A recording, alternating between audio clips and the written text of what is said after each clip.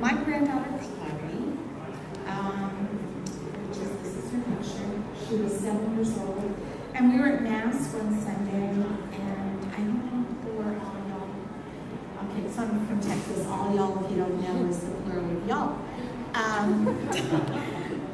But we were at Mass, and she was home, like grandkids are home, and I rubbed her little arm. There was a bump on her arm, and I said to my friend, I said, "Oh my God, Chloe has cancer." And she was just like, I blasphemed like the entire Mass service, and it's just, I don't know what happened. I just knew. And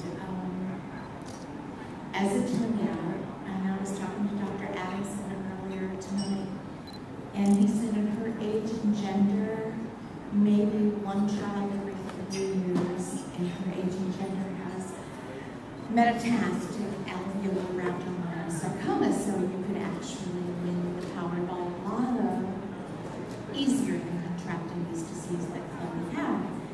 And a diagnosis, I can tell you about the diagnosis. I fought with the doctors, because you know what, God's amazing, and I don't need to make this a religious talk at all, but I knew that Chloe had cancer, and the doctors all said, you don't know that, you don't know that.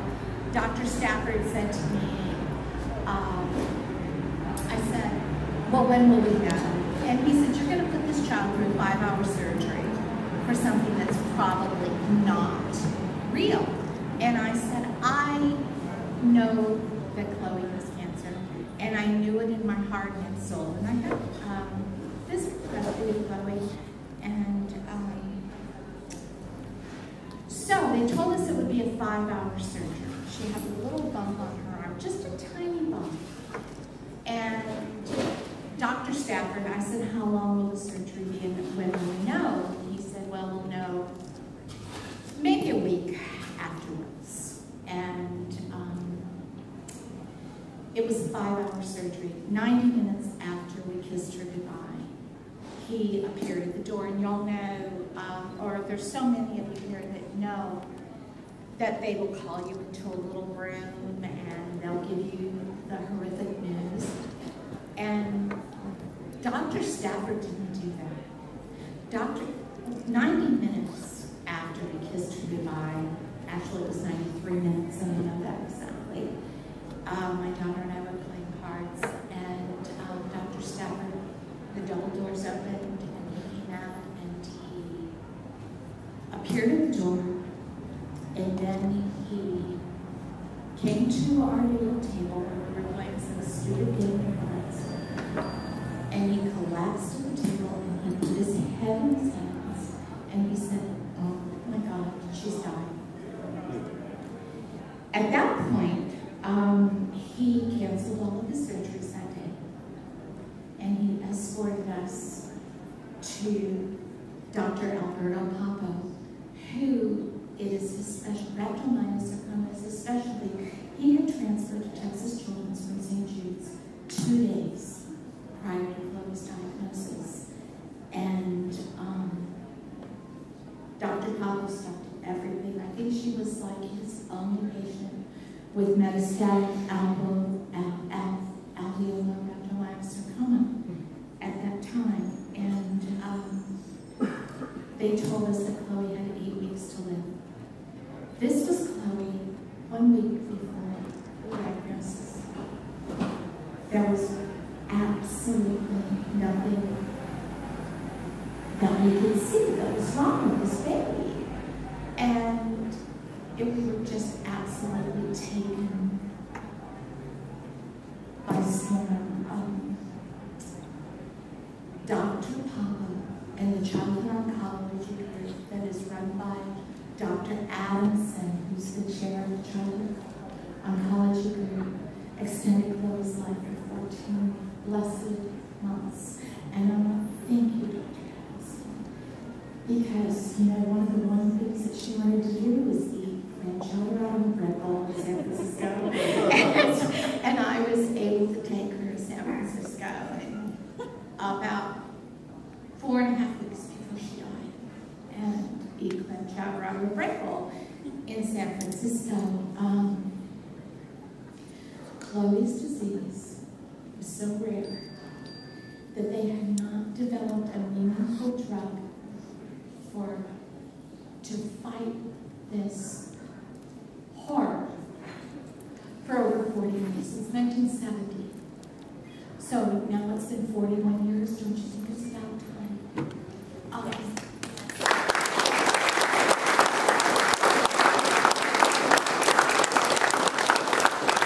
Amazingly, tonight, absolutely amazingly, because Bob has said that I've been pretty silent. Bob Panuski, who is one of the founders of Path 2, who is over here, I read in here tonight, his son, AJ, was Chloe's next door neighbor at Texas Children's, and we enjoyed a family that I never knew existed. I mean, I've got to tell you that I knew that childhood cancer existed, but not in my life, right? Okay, so I was the drama queen for Continental Airlines for their flight incident communications team. I'm still a drama queen, but now I represent them in small claims court. But I have to tell you that every day, Bob, who's standing in the back there, and his wife, Christy, were part of the phenomenal support group on the 9th floor at Texas Children's. The 9th floor of Texas Children's Hospital that I never knew existed, the children run like crazy, and they play like every other children. The only difference is they're bald, and they're toting their IVs with them. Chloe's pain, which is the hardest thing. You know what? You can deal with anything, but watching your baby suffer is more than any parent or grandparent should ever have to bear. And she was consoling me less than 24 hours before she died. I'll share with you a real quick story, and I hope that I'm not boring anybody, but you know, at Texas Children's, they bring in interns, okay, that are doing this rotation every month. And they have a list of questions that they ask, and we always made them ask Chloe, not us. And because it was her, and she was so in charge. And it was about 3 days before she died that this intern came in, and she was filling out all of her paperwork, and she said, so, Chloe, when was your last bowel movement? And Chloe, with all of her strength, pushed her little self up. She was 34 pounds when she died at 7 years old. And losing 7 pounds when you're 44 pounds is amazing, but 20% of your body weight. So she pushed herself up, and she looked at this intern, resident, whatever you want to call her, and she just forced herself up in that bed, and she looked at this doctor-to-be, and she said, your job is controlling my pain. Why don't you focus on that? Okay, at 7 years.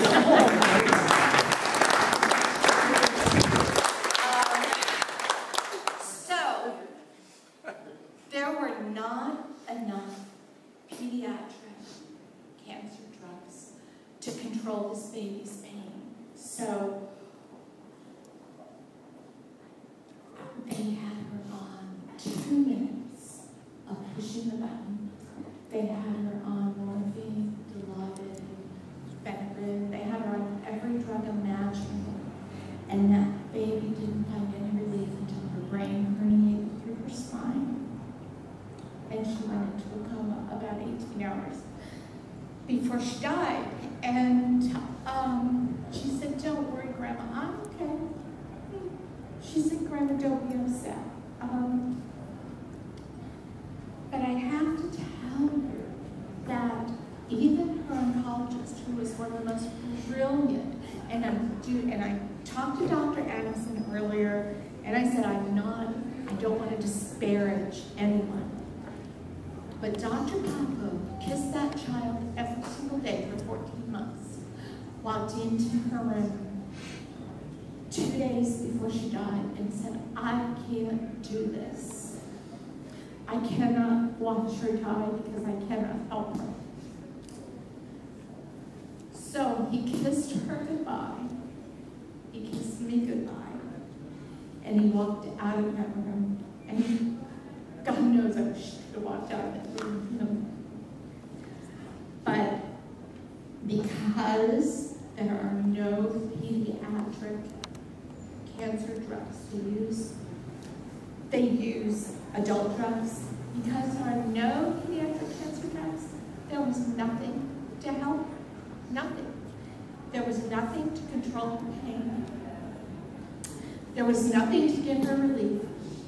But she offered condolences and support to everyone else in the room. I started a website for Chloe on Caring Bridge. It's caringbridge.org/visit Chloe Schmidt. And over 370,000 people have followed this little 6-year-old, then 7-year-old girl's journey. I have to tell you, it's the pharmaceutical companies are our only hope. And there is no hope for these children, and there is no hope today to control their pain or to assist them, and I'm so sorry, y'all, but to assist them in dealing with this everyday pain. This little girl, I have to tell you, as a grandmother, the day before she went into a coma, and Bob Knudski knows that because AJ left us on January 5th, and Chloe left us 14 years to the minute after my son was murdered.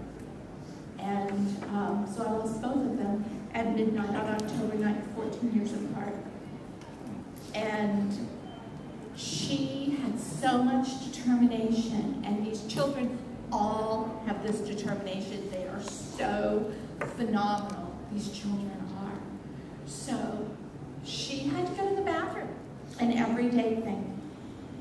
And this baby, I said to her, I said, you know what, baby girl, let's just use a bedroom. Okay, so that's kind of a gross thing to talk about here, I'm sorry. But she wouldn't have anything to do with it. So she said, no, Grandma. She said, I'm going to go to the bathroom. I said, okay. So it took her about 30 minutes to push herself up on that bed.